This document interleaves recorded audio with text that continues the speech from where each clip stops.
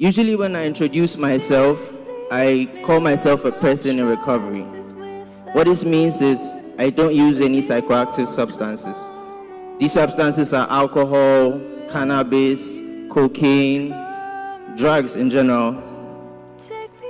My story is a very average story. I come from a house where I went to birthday parties, I went to weddings. You see them pop champagne, toast the bride, the groom. You go to funerals, you see the big men in the corner, they're drinking their whiskey. You see the young men drinking their beer, their stout. So when I got to the age where I was given my first Guinness, I took it in my stride because that's what men my age did. I saw it as normal.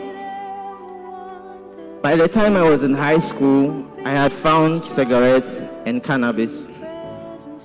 And again, I took it to my stride because that's what men do. By the time I got to university, I had found pills, tramadol, diazepam, all those other pills. And I knew there was a problem, but I didn't think of it as too much of a problem because young man, I'm enjoying life. University, I studied mathematics. By the time I was in my final year of university, I had been introduced to a lot of drugs. In my final year, I quit university and went to do drugs full time.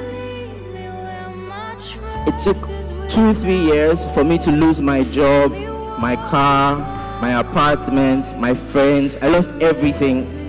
I remember one time I was sitting outside one of the shacks where we smoked, and I heard the stones talking. I was hallucinating. I was seeing things and hearing things. And I said a small prayer to myself. I told God that if God made sure I don't lose my mind at that point in time, I'll never do drugs again. By that evening, I was doing drugs again because that's the nature of addiction. It didn't take long for me to get to a point where I knew I needed help. I remember calling my mother and telling her everything, every problem I had. She told me to drop everything, and then she asked me to come home. She wasn't in town, so it's my younger brother who received me. He paid for everything. Then they took me to rehab.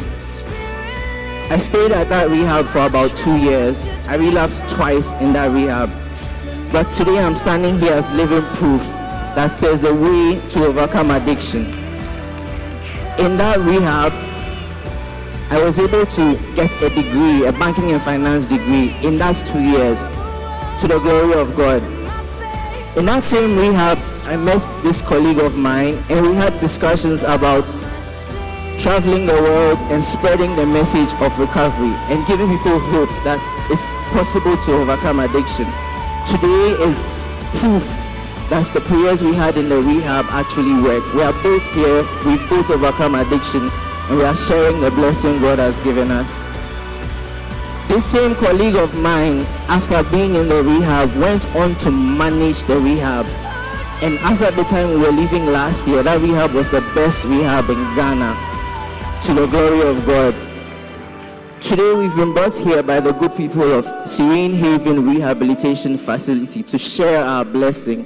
And we can only be grateful for the opportunity you guys have given us to listen to us, to help us share the message, because everybody here is a voice that can save somebody who has the problem of addiction. I'd like to say God bless you all.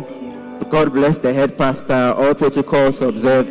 And God bless the good people of Serene Haven for making this possible for all of us. Thank you very much.